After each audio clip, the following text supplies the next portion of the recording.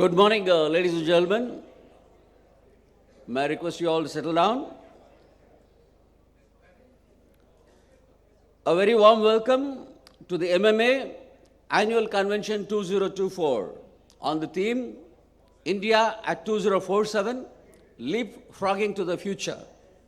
I also welcome all the viewers who joined us online this morning. We will commence the convention 9:30 sharp, and just a few announcements before that. We request all the delegates, just a small reminder to keep your mobile phones and other electronic gadgets on silent mode. We request you to wear the delegate badges that have been given to you. We have a galaxy of speakers from all over India addressing the delegates today during the convention. The profile of the distinguished speakers can be viewed by scanning the QR code provided on the program sheet that has been issued to you. Please make use of that. That's available in the delegate kit. During each of the sessions, participants could send in their questions on the digital mode. Scanning the QR code provided once again on the same program sheet, you will see actually 3 QR codes provided there. One is for questions. You can just send in the questions, and depending upon the time that's available, we will take the questions to the speakers. Your feedback is very, very valuable for us. We request you to provide your feedback about the convention before the end of the convention, once again by scanning the 3rd QR code. And you have time for that until tomorrow evening. We'll keep collecting all the feedbacks. They are very important for us. MMA is active on social media, as you're all aware. This convention is live today on all our social media portals, YouTube, Facebook, LinkedIn and all. Any of you who has not been able to make it here, your friends, your relatives, please share the MMA social media details, and they will not miss the convention. They can watch it from wherever they are. So these are some of the announcements that I wanted to make. And now I think it's for us to begin the convention. May I now request the dignitaries to take their place on the dais. Mr. K. Mahalingam, President MMA, and Partner Director, TSM Group of Companies. Yes, it's early morning now. I think you can give them a round of applause, much louder than this. Mr. V. Shankar, Senior Vice President, MMA, and Director, ACSYS Investments Private Limited. Mr. Unnikrishnan, AR, Managing Director, Saint-Gobain Private Limited. Ms. Vini Mahajan, IAS, Secretary, Ministry of Jal Shakti, Department of Drinking Water and Sanitation, Government of India. And of course, Dr. V. Anantha Nageswaran, Chief Economic Advisor, Government of India, along with Group Captain R. Vijayakumar, Visesh Seva Medal, Executive Director, MMA.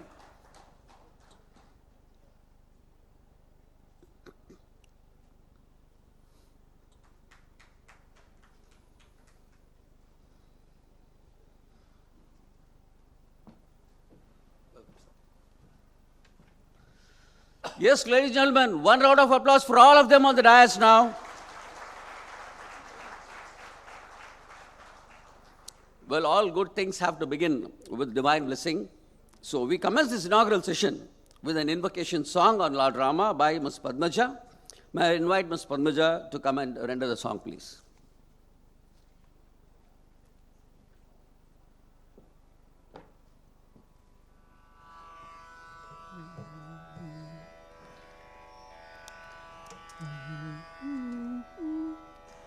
Namam nalla namam, namam nalla namam, Ramanamam nalla namam.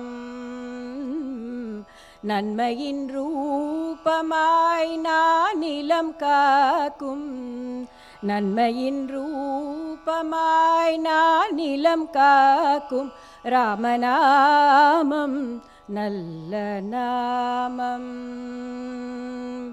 ஜனன மரண பயம் நீக்கும் நாமம், ஜனன மரண பயம் நீக்கும் நாமம். சனகாதி முனிவர்கள் ஜபித்திடும் நாமம், மனத்திருள் நீக்கிடும் மங்கள நாமம், மனத்திருள் நீக்கிடும் மங்கள நாமம். மாத பிதா குருவை மதித்த மன்னன் ராமநாமம் நல்ல நாமம் நாமம் நல்ல நாமம் ராமநாமம் நல்ல நாமம்.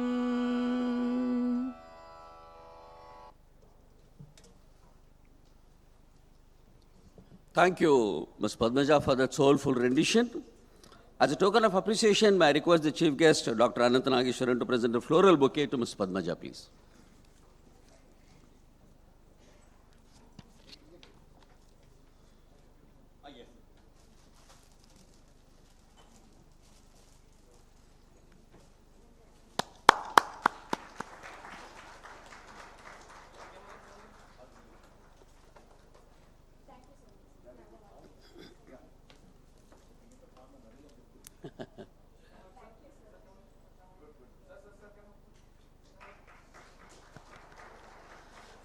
Thank you so much, Ms. Padmaja. I think with your song, we have well begun this convention now with all the divine blessings.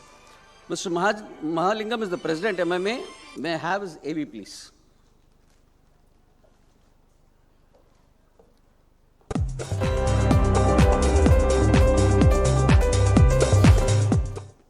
Mr. Mahalingam, President of Madras Management Association, is a transformation specialist with a keen interest in supporting budding entrepreneurs through mentorship and guidance. He is also the director of TSM Group and the president of the REC Alumni Association and the IIM Calcutta Alumni Association, Chennai.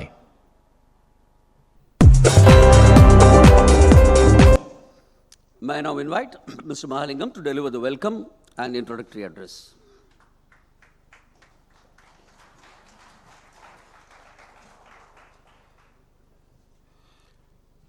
A very warm good morning to all of you on a not so hot Chennai day. It is indeed my pleasure, privilege and honor to deliver the welcome address at the annual convention of the Madras Management Association.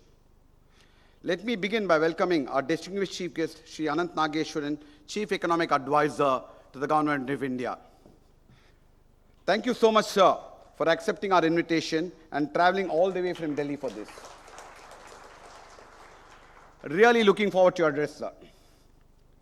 I would also like to welcome our keynote speaker, Srimati Vini Mahajan, Secretary, Government of India. Thank you, Vini. By the way, I'm proud to say I'm a classmate of Vini Mahajan. And other distinguished speakers, I think I can see my other classmate, Joydeep Sarkar here. He's professor at IIM Bangalore. And all other distinguished speakers who are going to speak today. A warm welcome to all of them. Many of you have traveled long distances for this event. It's really an honor for us that you took the trouble amidst your busy schedule to do that. I welcome all the attendees to the event, all of you assembled here, those watching online, members of the media and our sponsors to this flagship event of the Madras Management Association. On an occasion like this, with such an array of speakers to follow, I would rather be listening than speaking. But we have to do what we have to do. Welcome all of you. And conventions like these many times have themes which are centered around macro issues, futuristic goals, crystal ball gazing, and so on. Well, we are planning this convention with our convention chair, Mr. Shankar, and arrived at the topic, India 2047, leapfrogging into the future. For a moment, I thought this would be another such theme. I thought again, I said no. I think this is more a mid-journey view of the future and our march towards our 2047 goals. I think it's not just a vision statement, but more a mission possible statement. What made us think like this? Rapid economic growth over the last many years, visible development in infrastructure like roads, railways, and airports, and so on. The phenomenal growth of digital payments impacting the lives of all sections of society, including the poorest of the poor. Our increasing global stature among the Committee of Nations. and much more. This made us feel very optimistic, and unlike the other themes which focus on the future from a zero base, I think we are midway through our goals for 2047. That was the context of this. The convention chairperson, Mr. Shankar, and the committee have put together sessions and speakers which capture and reflect this buoyancy and confidence in full measure. Just look at the agenda, the sessions and the speakers. Sessions which cover critical drivers of the growth journey ahead. A speaker list which includes policy drivers like our chief economic advisor, bureaucrats who are driving ambitious infrastructure projects like Ms. Vini Mahajan IAS, the experts who are driving manufacturing growth in the country like Mr. Sriramaji and Rahul Maman, innovation thought leaders like Mr. Veluswamy and Joydeep Sarkar, and human capital experts. Actually, we have Mr. Santrup Mishra delivering the validity address today. A combination of this, we are hoping, and I'm sure, that this convention will be a combination of strategic ideas, insights into innovative thinking, and examples of execution excellence. And last but not least, a focus on skills and human development. To top this all, the entire exercise was done with the deep insights and great inputs from our knowledge partner, McKinsey. What more can you ask for? Welcome to the McKinsey folks also. Thank you, Shankar and your team, for putting together such a wonderful agenda and event. I normally talk about the Madras Management Association in words. I thought we'll use a few numbers here today. We are in our 16th year today, 8,000 plus members, 10 chapters, 700 to 800 programs a year, and all thanks to one man, Group Captain Vijayakumar, and his wonderful team. I must mention briefly here that whoever has spoken to while organizing, including the speakers, are simply amazed at the organizational skill of Group Captain Vijayakumar. Thanks, Vijay. Without this, it will never happen. Wish to invite all members of the Madras Management Association, office bearers, and committee members to this flagship event. I'm sure by the end of this convention, all of us attending today will play an increasing role in helping post-independent India reaching its first century in style. Not to forget the fact that history is filled with many glorious Indian centuries. I'm sure all of you will have a great, thought-provoking, and inspiring convention. Jai Hind. Thank you.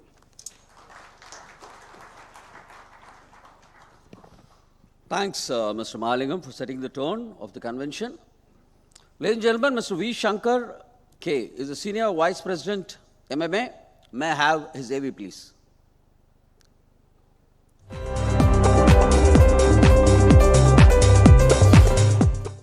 Mr. Shankar is the Senior Vice President of MMA, founder of CAMS, and Director of ACSYS Investments. He is a recipient of the Entrepreneur of the Year Award from TiE Chennai and the Distinguished Alumnus Award from both IIM Calcutta and IIT Madras. May I now call upon Mr. Shankar to present the overview of the convention today.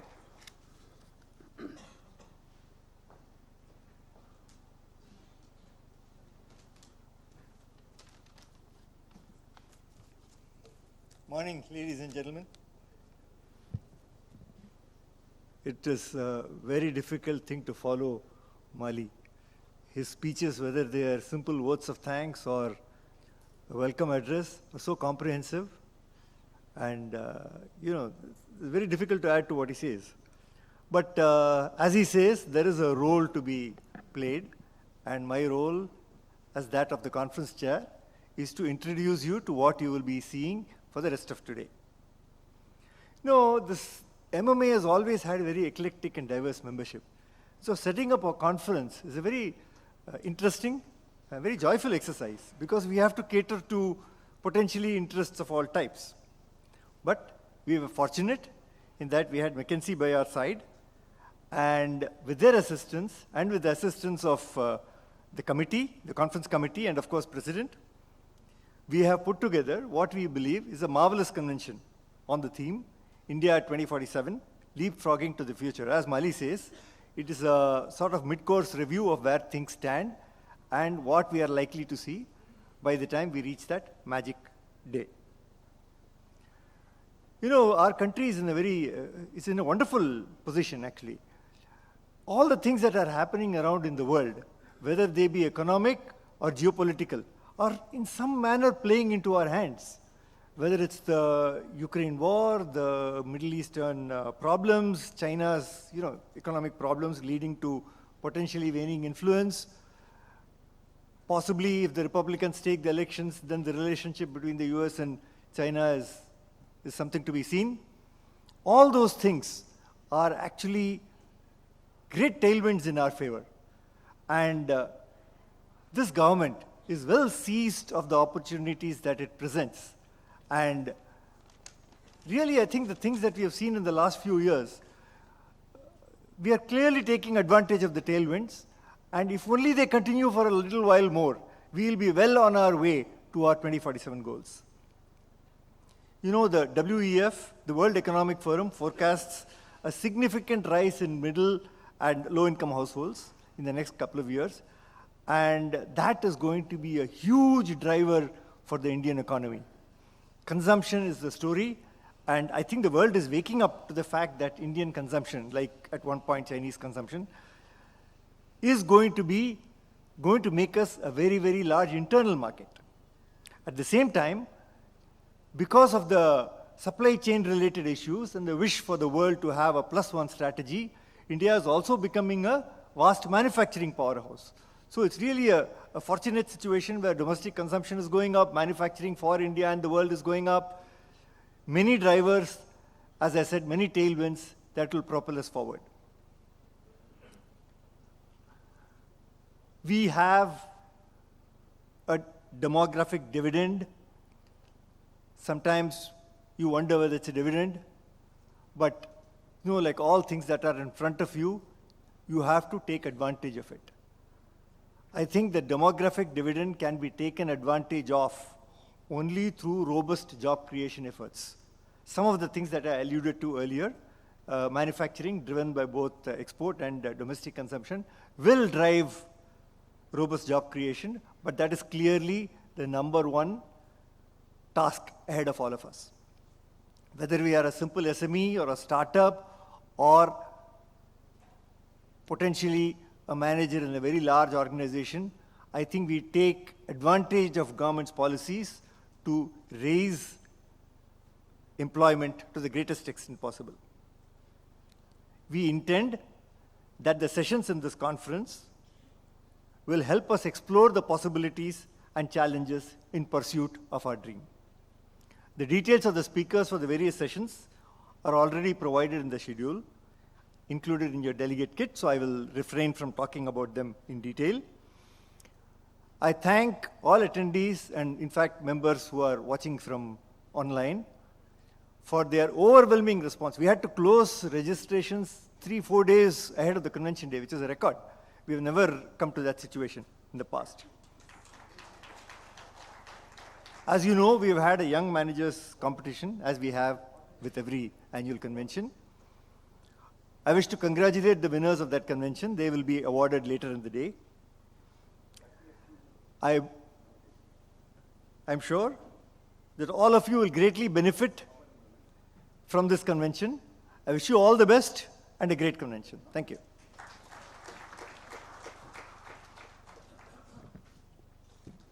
Thank you, Mr. Shankar, for providing the overview of what goes around today, the whole day. Ladies and gentlemen, Ms. Vini Mahajan, IAS, the Secretary, Ministry of Jal Shakti, the Department of Drinking Water and Sanitation, Government of India, may have her EV, please.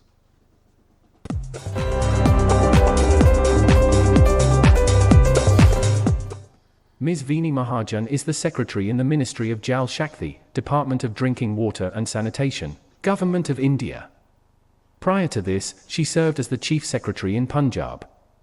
Ms. Mahajan has held many senior positions in both the union and state governments and has won numerous awards. It's my pleasure to invite Ms. Vini Mahajan to deliver the keynote address this morning. Ladies and gentlemen, let's welcome her with a round of applause.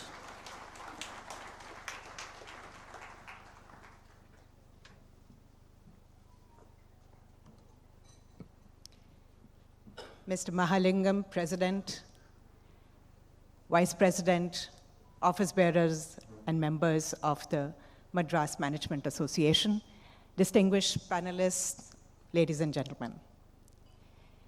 If it were not intimidating enough to be in a room with such high, manifestly high IQ, Mali made it even more difficult by laying out a very ambitious agenda for the day. No less ambitious indeed than India's effort to leapfrog into 2047. 100 years is not a long time in the journey of a nation, but we already believe that 100 years from independence, we should be right up there. So let's step back for a moment and think, what are we meaning by India 2047 leapfrogging into the future? What is it that we expect our country and its people to be like? And what kind of trajectory do we believe we wish to take to get us there? We are, of course, a large country, and the humongous progress that we have seen leads to a very justified belief that in the next 20 odd years, we should be right up there. Right up there, certainly in terms of the economy. And it's always the economy, stupid. So in terms of the economy, certainly there is no reason why we should not be amongst the top 1, 2, or maximum 3. And it certainly looks like we are very much on track for that. But we also have a large population. And so the greater ambition then is, in per capita terms, where are we likely to be? In per capita terms, would we have overtaken Europe and some of the other countries that are today still significantly ahead of us? And when we start talking per capita, we are already talking micro.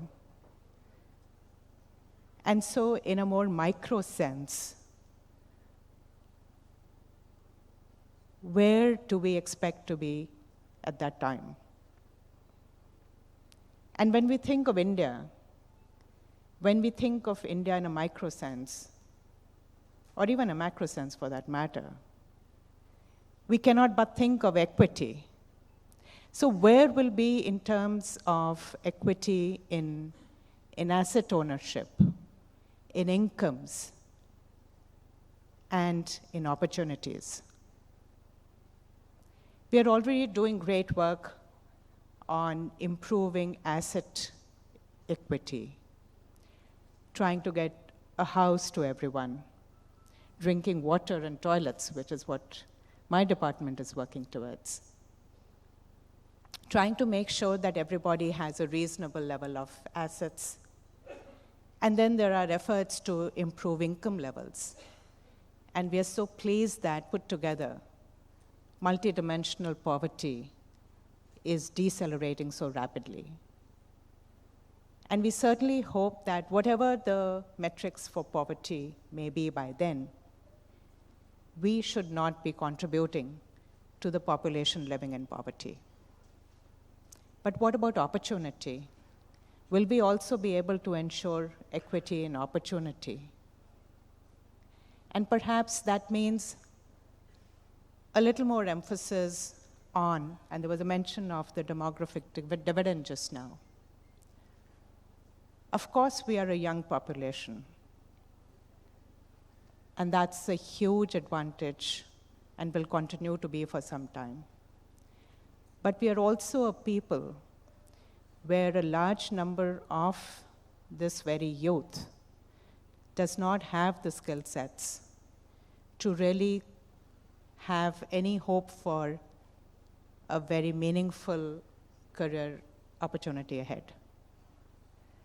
So in terms of skilling, in terms of basic education, even in terms of healthcare, where do we expect to be in 2047?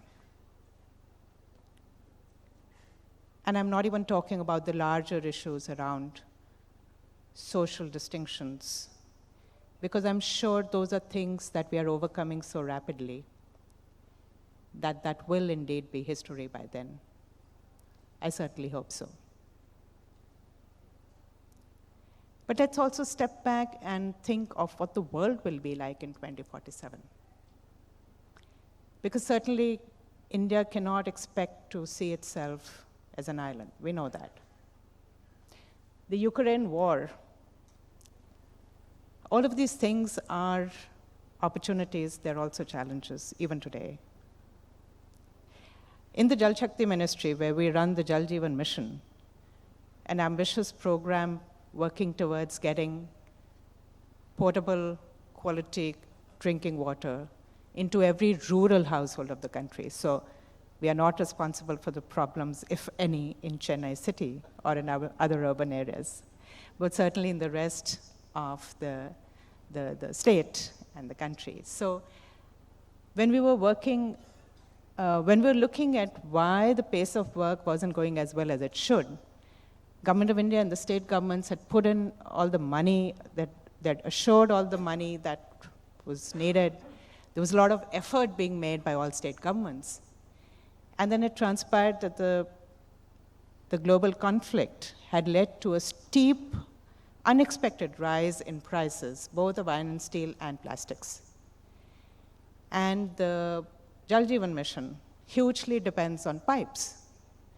So both the GIDI pipes, MS steel-based pipes, and the HDPE PVC pipes had become unexpectedly expensive.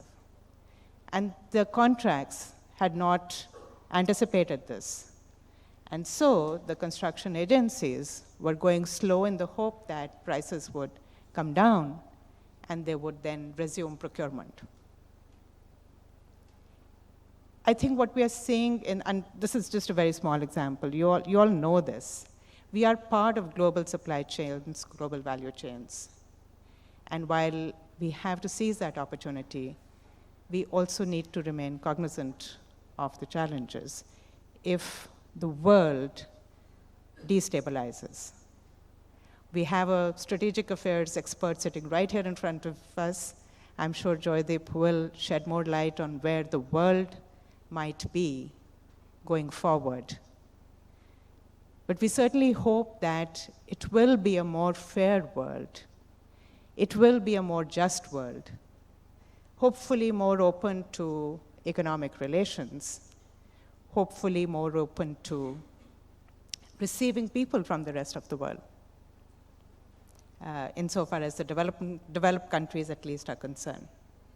So where do we want India to be? Where do we hope India will be? We want, expect, and hope that India will be economically one of the major, if not the major power, socially continue to move towards a fair, just, egalitarian society, continue to be conscious of sustainability issues. One thing that is so good to see now is that whether it's the corporate world or governments or citizen groups, everyone recognizes the importance of making sure that what we are doing today is sustainable going forward.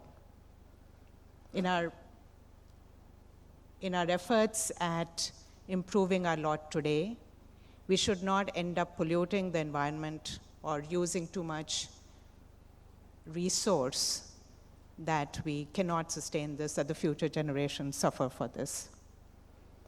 Climate change obviously is going to be a challenge we will all have to mitigate together. The water issue is an issue that is showing up increasingly. And I don't need to say anything more to people from Chennai about water. But I do hope that we will continue to be conscious of this issue and work together towards this issue. So we hope to see an India where we all pull together, where all the stakeholders,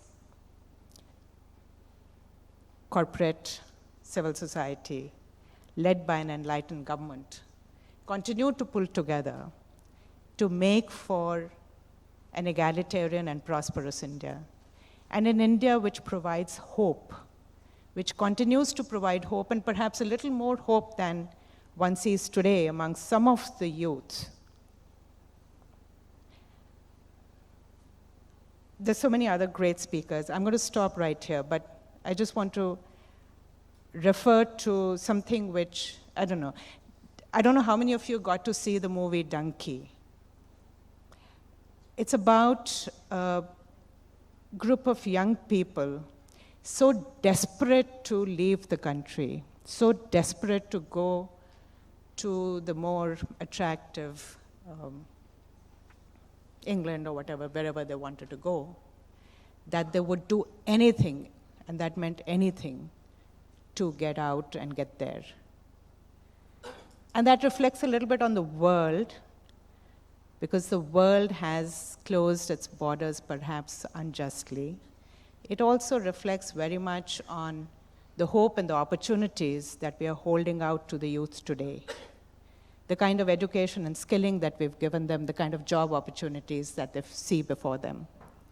And so in 2047, I at least hope for a world which will be open to receiving all those youngsters who want to leave India. But I also hope that there won't be too many such people, and that most of Indians will find and believe that they have the best possible future right here and will stay here. Thank you.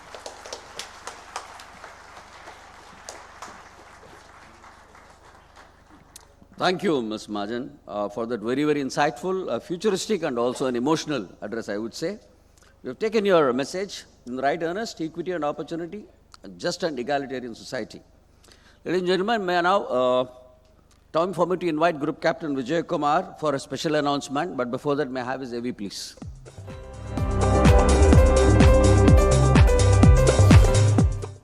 Group Captain R. Vijayakumar is the Executive Director of Madras Management Association since April 2007. He was awarded the Vishis Seva Medal by the President of India for his outstanding service in the Indian Air Force. He serves as a member of the Executive Committee of St. John Ambulance Association and PS Educational Society. Ladies and gentlemen, Group Captain Vijayakumar. Good morning, ladies and gentlemen. MMA comes out with an eagerly awaited news magazine called Business Mandate, with the leadership of over 90,000 people every month. Our leadership includes leading business groups in South India, dynamic medium-scale companies, and reputed professionals from various industries.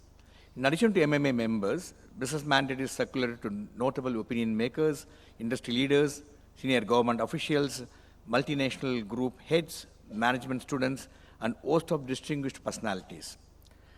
It's indeed my privilege to have been associated with the Business Mandate as its editor for the last 17 years. MMA has adapted to leveraging technology with variety of unique online initiatives, including the state-of-art digital magazine, Business Mandate, which features embedded videos. The digital magazine MMA has several distinctive features. On the occasion of MMA Annual Convention 2024, we have brought out a very special issue of the magazine consisting of interesting articles for the benefit of our readers and all the delegates who attend the convention today. May I request you all for your attention to the screen to know more about it. May I have the AV, please?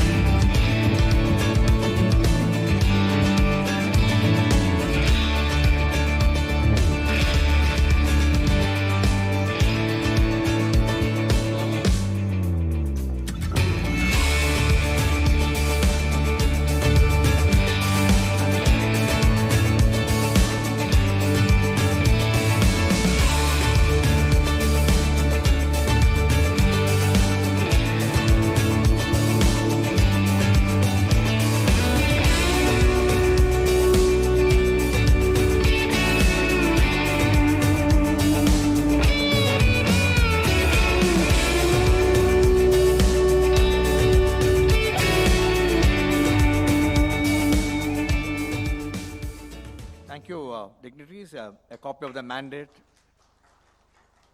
Yes, we don't mind you clapping, actually. I stopped. Thank you. A copy of the mandate has already been delivered to your inbox. Additionally, you can also scan the QR code which is provided in the convention agenda and download the business mandate, share it with your friends, and it's also available in your delegate kit. Kindly read on, enjoy, and share your feedback. Thank you so much.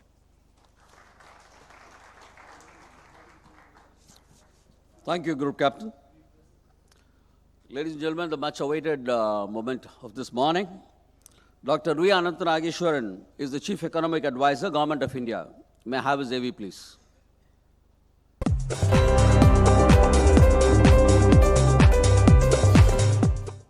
Dr. V. Anantha Nageswaran is the Chief Economic Advisor to the Government of India. He has been a columnist, author, academician, and consultant to financial institutions. Over the years, he has served on the boards of various companies. He earned his doctoral degree from the University of Massachusetts for his work on exchange rate behavior. It is my privilege this morning to invite Dr. Anantha Nageswaran to deliver the inaugural address of this convention.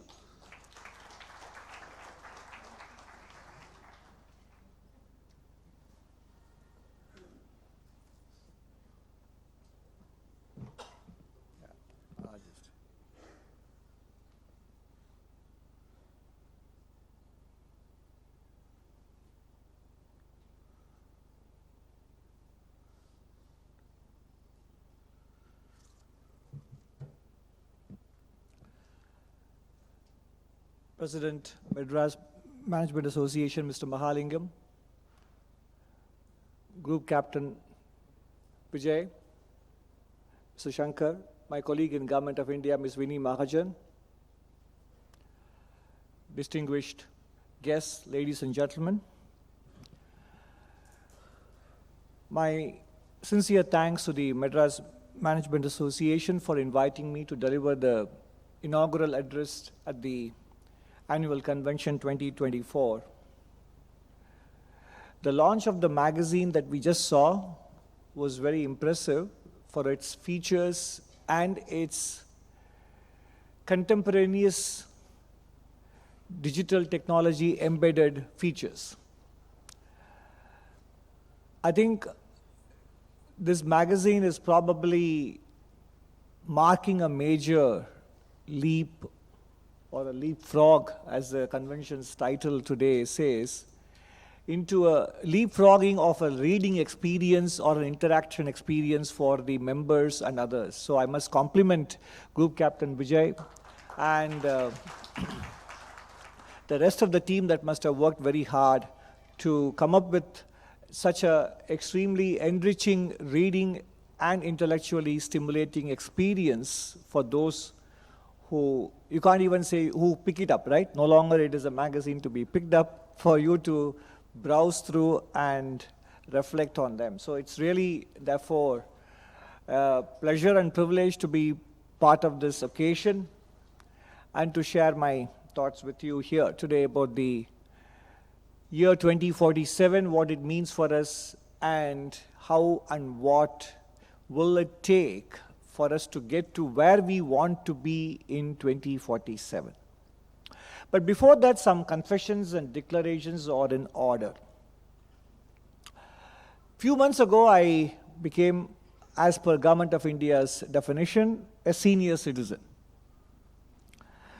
Two things mark senior citizenship. One is the self-assumed right to offer free advice.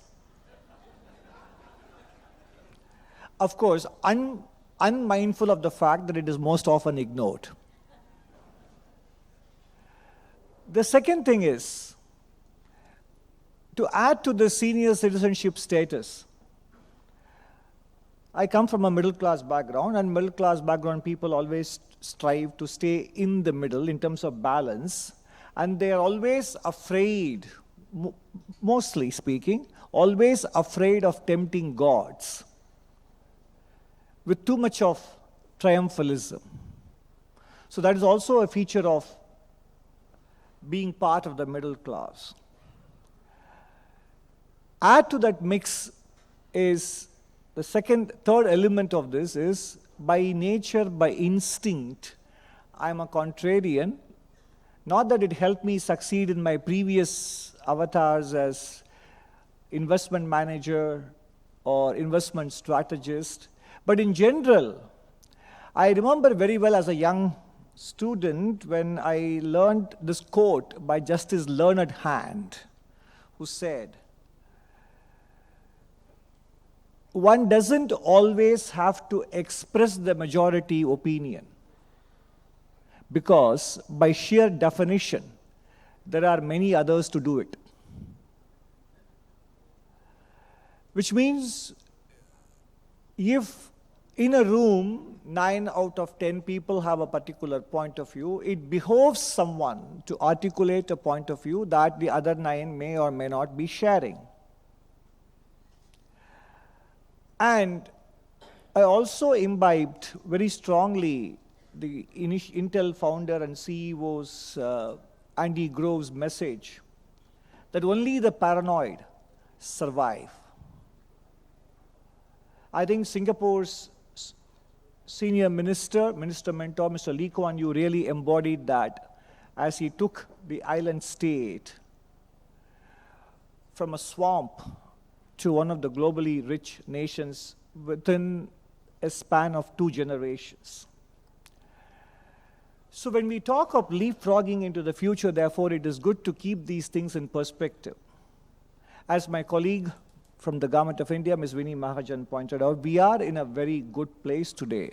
There is no doubt about that. We are in a good place. By the end of March 2024, we will have grown at more than 7% for 3 consecutive years post-COVID. And if some of us happened to see the Reserve Bank of India's estimate for next year, that is year ending March 25, they expect 7% growth for FY25 as well, and that would make it 4 years in a row. And that is not a fluke, and it must be reflecting some important things which we are getting right. What is it that we are getting right? I think not enough attention or recognition is being given to the way the pandemic itself was managed. For starters, we did not impose a nationwide lockdown after the very first lockdown in February, March 2020.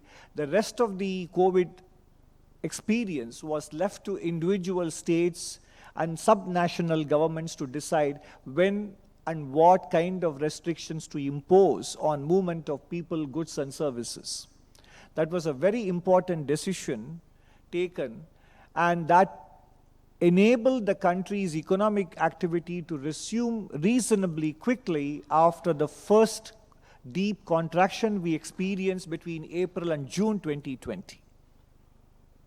The second aspect of COVID management was the development of indigenous vaccines and the ability to administer that to a country of nearly 140 crore people, and in the process develop certain technologies which are going to become part of the health stack for India, and which other countries can also benefit from. In some sense, COVID played an important part, not the only one of course, in the digital infrastructure build-out of India, because it reflected the kind of extraordinary efforts that our country has taken in the last 8 to 9 years in building out a digital public infrastructure that has now become the envy of many other nations.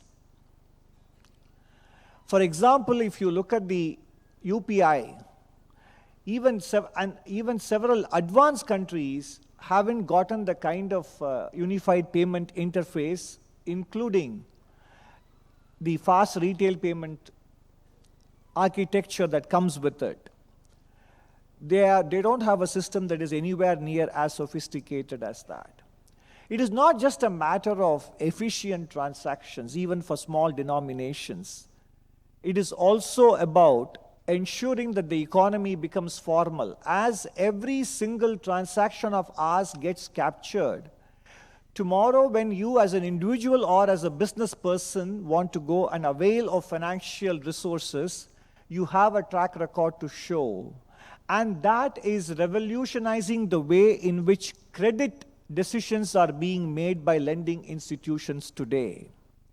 So whether it is formalization or financial inclusion, digital public infrastructure that India has put in place and which has got even more exciting possibilities, such as the open network digital commerce, credit enablement network, open credit enablement network. All these things are going to build on the foundation that we have laid in the last 6 to 7 years, and they are going to make a very big difference to the inclusion of every single geographical part of India and every segment of the population into economic activity. The third thing which we need to appreciate very well is that post the Ukraine conflict that broke out in early months of 2022, the efforts that the government of India took to ensure energy supply adequately and at reasonable prices, given the kind of geopolitical pressures we faced in terms of securing crude oil supplies. Because one of our sources of supply, Iran, was under sanctions, and then now Russia was coming under sanctions. And India is a very large energy importer.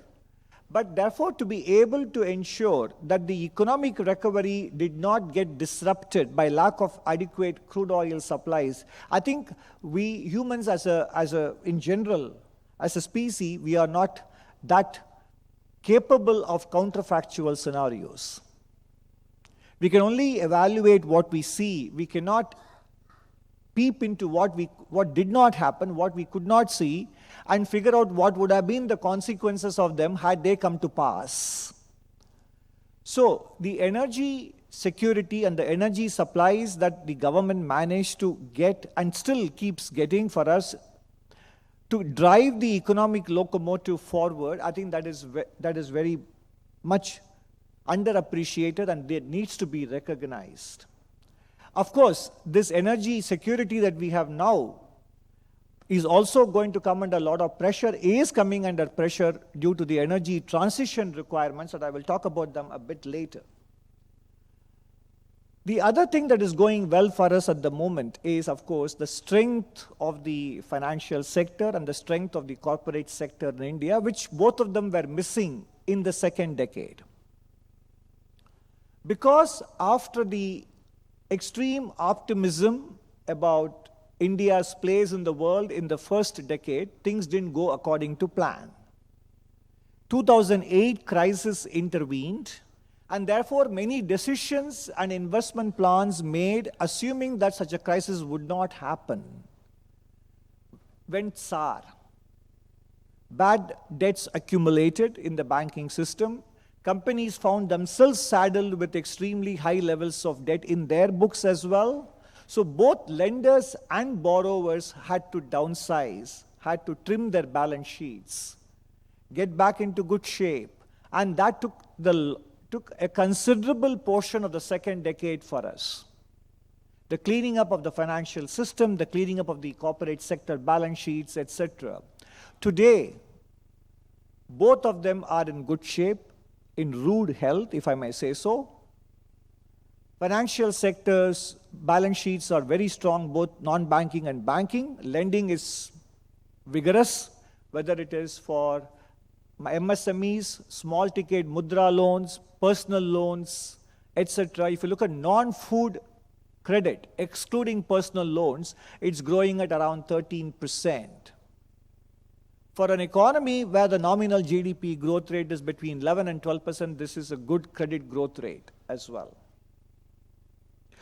So we have these elements which are now giving us the hope and the optimism that growth in the rest of the decade, subject to other geopolitical and external risks, these things are going to keep us in good stead, on a good wicket, to continue to grow the economy steadily towards milestones, such as 5 trillion or 7 trillion, or for that matter, come 2047, whether we look at 30 trillion, etc. But remember one thing, milestones are only important placeholders. There is only that much we have in terms of control over them transpiring. It is not just a matter of philosophy, it is also a matter of practical wisdom, that we only have control over our actions. The outcome is the residual. So whether we get to 5 trillion or not, 7 or not by the end of the decade is not in our hands. For example, just barely few years ago, it was always said that China would overtake the United States in terms of overall GDP size. It was assumed, it was a foregone conclusion. But today, if you read the commentary, many people say that it may not happen forever, given the way the Chinese economy is now struggling to recapture the kind of dynamism it had for nearly 30 years between 1979 and 2009. So things can change quite rapidly. So we cannot take these things for granted, but continue to focus on what is it that we can do to ensure the outcomes that we want to see. And there I would say the most important thing is not to forget the mistakes that got us into trouble in the second decade in terms of financial sector or the banking sector excesses. We need to learn from those mistakes to be able to do better lending appraisals and also better investment decisions from the corporate side. And more often than not, the commercial sector, businesses always find regulators to be a nuisance. But they don't realize that regulators are here not to pose hurdles for your growth and development, but to ensure that it continues uninterrupted much longer. If you look at the history, our growth spurts have been more of sprints rather than marathons.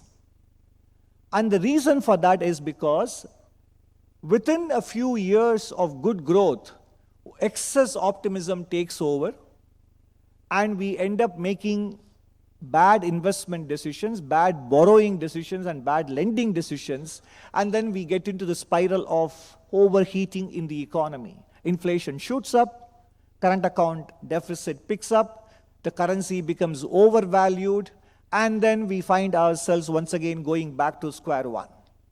That should not happen.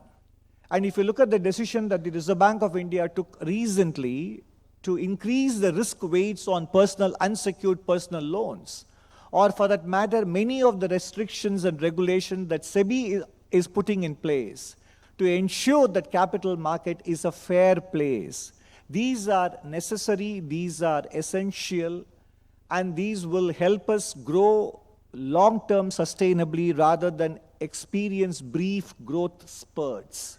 And therefore, a better understanding of what it takes to continue to grow long-term is necessary for us as citizens, as businesses. The second thing I would say is, and again my colleague Ms. Vini Mahajan touched upon these in her remarks as well, health, education, and skilling. We all saw how relatively unhealthy population became more vulnerable to the impact of COVID. And today, when I see multinationals speak of India as the next frontier for food, processed food, it gives me worry. It makes me worry. You see sports personalities promote and become ambassadors of unhealthy foods. And you look at data on child obesity, child diabetes, it is alarming as far as this country is concerned. A healthy population is a productive population. It used to be said of China that it may become older before it became richer. It should not be the case that India becomes sicker before it becomes richer. And that responsibility lies with businesses, that responsibility lies with us as individuals. It is not just the government jobs to regulate. The Food Safety Standards Authority of India is not the one to tell us what to eat, how to exercise, and what kind of aerated drinks or carbonated drinks or sugar-heavy drinks or processed foods that we consume, and whether the amount of time we spend on looking at screens and looking at the outside world with our eyes, all those things cannot be mandated or regulated or recommended by the government. These are our responsibilities. And there, I think the current trends in this country do give me cause for concern when we talk of 2047. The most fundamental requirement is not government policies or investment in infrastructure, important as they are. It is a healthy population. Fit, physically fit population, mentally healthy population. Consumption of social media is antithetical to a mentally healthy population. So we need to remember these as citizens. And when we talk of skilling, of course, we know the artificial intelligence is there, and it can be a tool or it can be basically also something that displaces workers. In fact, IMF recently put out a working paper that said, among the various skill categories which are highly exposed to artificial intelligence and highly correlated with artificial intelligence, one of them that is at very high risk of being displaced is, any guess? Economist. So that is good news actually. That economists can be replaced by artificial intelligence because naturally intelligent economists haven't really done a great job, right? So artificially intelligent machines may do a better job, and that's a good story. That's a good news maybe. But that said, it is important to make sure that the displacement of jobs by artificial intelligence is a real threat. Because humans cannot simply anticipate all the effects of this new technology. Many things we will realize only when we actually start to experience them, because humans have a natural limitation in their ability to predict. Much as we would like to believe that we have that skill, we don't. And therefore, how do we become nimble and prepare our population, our youngsters, to be able to participate in an economy which is going to be dominated by technology? We are a labor-rich country. We are a country where demographics advantage will be with us, but that population has to be employed, has to be productive, has to be healthy. Without that, the demographic dividend will not be realized. So that is another thing to keep in mind.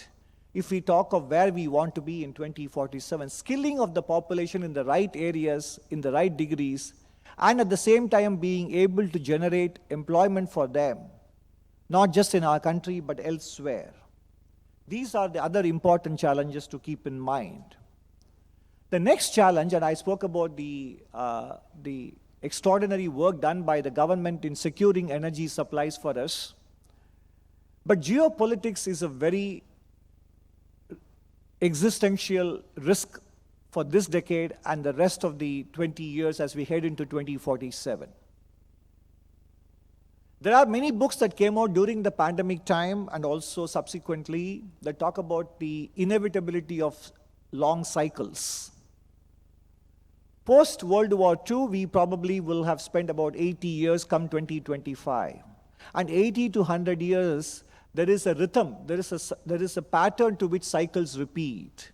So 80 to 100 years of relative peace at the global level might be disrupted this decade or beyond. And then if you look at even longer histories, empires don't last for more than 250 years as a rule. So then you imagine some of these empires that became prominent in the 18th century will probably be coming close to this 250-year mark. So basically, geopolitical churn will be with us. Some of us may think that a multipolar world is better than a bipolar or a unipolar world. But again, we do not know, because there will always be unexpected, unintended consequences of a multipolar world. The world does need sometimes one sharif. If it doesn't have one but have multiple sharifs with multiple fiefdoms, it will be a difficult world to navigate as well. And this geopolitics is also extremely important component of the current ongoing challenges and debate with respect to climate change. At one level, global warming is a reality. At another level, it is also a threat to economic convergence between developing and developed nations.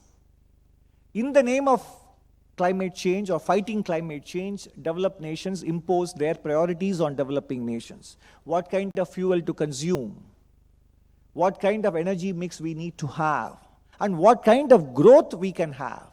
These things now end up getting decided by this agenda. So the economic sovereignty of nations come under severe threat because of the climate change agenda. And even there, even if we assume that some of these things are good for us in our own way, for example, because we are an oil importing nation, we may think that renewable energy is good for us. However, we do not take into account the fact that to have renewable energy dominate our energy production, generation mix, we will be still dependent on critical minerals and rare earths coming from other countries which are dominated by very few of them, and probably even just one when it comes to processing of these materials and minerals.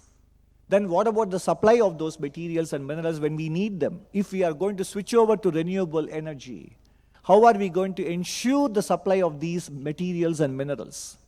How do we recycle the used solar panels and wind turbines? They are becoming a challenge for several other countries and cities. And if we take into account the fact that battery storage technology today probably around the world lasts not more than 20 minutes of consumption, and then the sun doesn't shine and the wind doesn't blow all times of the day, how are we going to ensure grid stability? And what is the true cost of these when we take this into consideration between renewable energy and fossil fuels? Therefore, what is the kind of mix we need to have? And then there are environmental challenges that are raised when we think of nuclear energy as an option. Can we wish it away at all? Can we wish nuclear energy away at all in the energy mix when we want to diversify away from fossil fuels? These are important questions because just as I mentioned about health, without energy security, the plans and the dreams we have for 2047 will not be met. And therefore, navigating this landscape, both technologically, financially, and politically, is something that we need to be aware of, that we need to be conscious of in order to ensure that we do continue to grow and we don't sacrifice our growth priorities because other countries in the developed world are worried about carbon emissions at this point. And we do, as a per capita carbon emitting country, we are one of the lowest in the world. So should that be our priority? And if so, what is the right mix between that and current energy security? These are important questions to ponder about. So therefore, to think that we can leapfrog into 2047 is something that I would like to temper that expectation or optimism.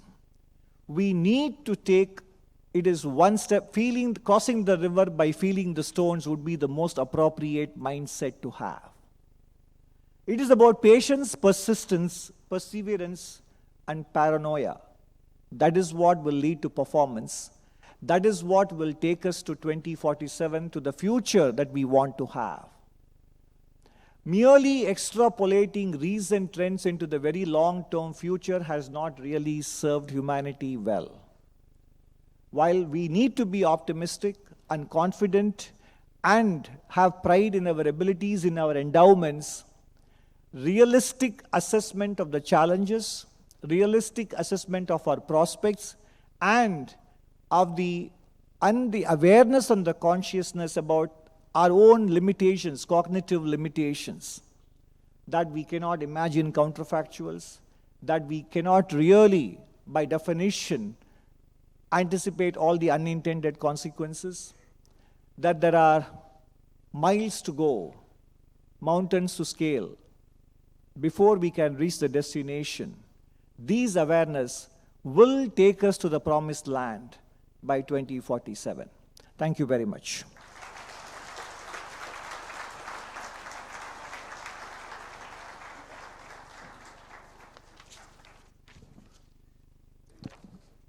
Thank you so much, sir. It's been really inspirational, thought-provoking insights. Of course, you've given us a lot of optimism that India is on the right path for economic growth. And you also mentioned that we'll cross the river by feeling the stones, one step at a time. Thank you so much, sir, for a very, very inspirational address. A lot of takeaways today from this session. Ladies and gentlemen, time for us to honor the dignitaries on the dais. May I request Mr. Mahalingam to step forward, President MMA, to honor the guests with a memento as a token of our appreciation. We're also presenting a memento, a green memento today from Sankalp Taru.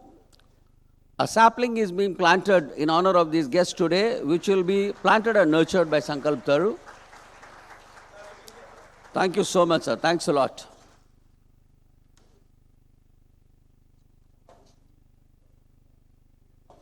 Now, Ms. Vini Mahajan.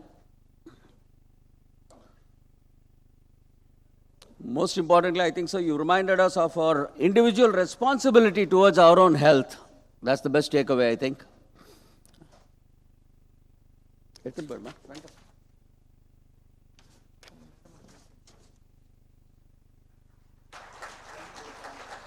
Ms. Vini Mahajan, thank you, ma'am. Thank you for coming over all the way.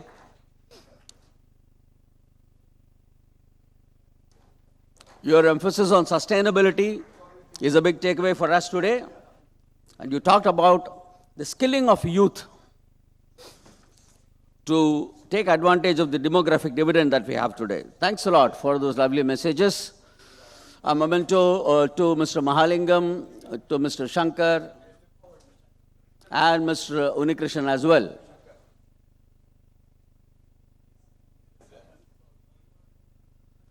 So once again, these are green mementos from Sankalp Taru.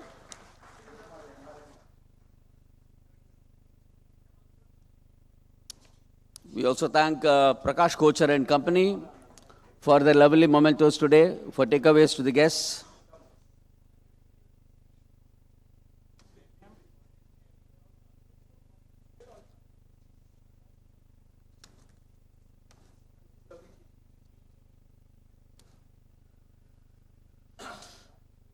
So, ladies and gentlemen, we are well on time, in fact, before time. So this brings us to the end of the inaugural session this morning. We shall commence the special session, if possible, again 10 minutes before. But we have a tea break now. We shall try and assemble in the hall. Sorry, sir? Yeah, oh, sorry. So sorry. So sorry, I just missed out something. Time for presenting the vote of thanks for this session. Mr. Unnikrishnan is the Vice President MMA. You may have his AV, please.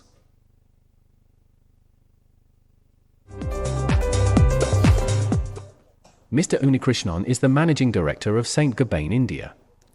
He played a pivotal role in the company's journey to market leadership in the country. Mr. Unnikrishnan is a thought leader in the field of sustainability and in policy structure frameworks for the Indian construction industry. May I now request Mr. Unnikrishnan to propose the formal vote of thanks for the inaugural session. Good morning, ladies and gentlemen. On a lighter note, maybe Venkat, next time you can start with the vote of thanks so that we will not forget. You know, when I think of India at 2047, I am reminded of what one of our professors in management school, Professor Sharat Sareen, told us as young students in mid-90s, that the next century belongs to India. Little did I realize at that time the enormity of what he said. But today, I think we are going through a very phenomenal period. As our chief guest mentioned, the whole world and the nation went through one of the most challenging times of our lifetime in COVID. But I think as a nation, we have demonstrated that we are extremely resilient. We have come back strongly as one of the fastest growing economy. And therefore, for the Honorable Prime Minister to set the vision that by 2047, we have to be a developed economy. We are already developed in terms of culturally and spiritually, but as an economy to be developed by 2047. So we are really honored to have someone who is today guiding the government in that journey. Sir, you are not just guiding the government, but you're also guiding the future of my grandchildren, because they are going to, really live that. So thank you for really taking the time and being here, and also tempering the optimism and, throwing some realism into our thoughts. So thank you for being here. It is said that the future wars will be fought for water and not for oil. And who knows better than all of us in Chennai? Not to worry, I think we love music and dance, so we will not go to war. But I think we have either too little or too much of water most of the times. So I think, ma'am, your ministry and the leadership that you provide for the administration is very important for the water security of our nation, if we have to really fulfill our vision of a developed nation by 2047. So thank you for taking your time and being here. Let me thank McKinsey and especially its Chennai partner, Mr. Varun Prakash, for really curating all the sessions today. Let me also thank all the media present here, and special thanks to the Hindu Business Line for being the media partner for MMA and for this particular convention. Let me thank Mr. Shankar for being the chairman of the annual convention, really leading from the front in deciding all the different tracks that we will follow. And let me also thank our dearest President, Mr. Mahalingam. I think he cannot be compared to any individual. He can be only compared to LinkedIn and Facebook, the kind of network that he really has. So thank you, Mali, for all your support. Let me thank all the past chairs, my fellow management committee members, all the speakers, all the delegates here. Let me also give a special thanks to all the sponsors for really making it happen, and Ms. Padmaja for giving a divine start for our proceedings for the day. Let me also thank all the delegates, both online and on-site here, and let me wish each one of you a very, very productive day with insightful deliberations and thought-provoking speeches. Thank you. Have a nice day.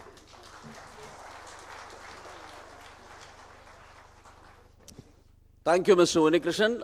I can assure you still before time, and you still have 5 minutes extra for the tea. Ladies and gentlemen, time for us to break for tea.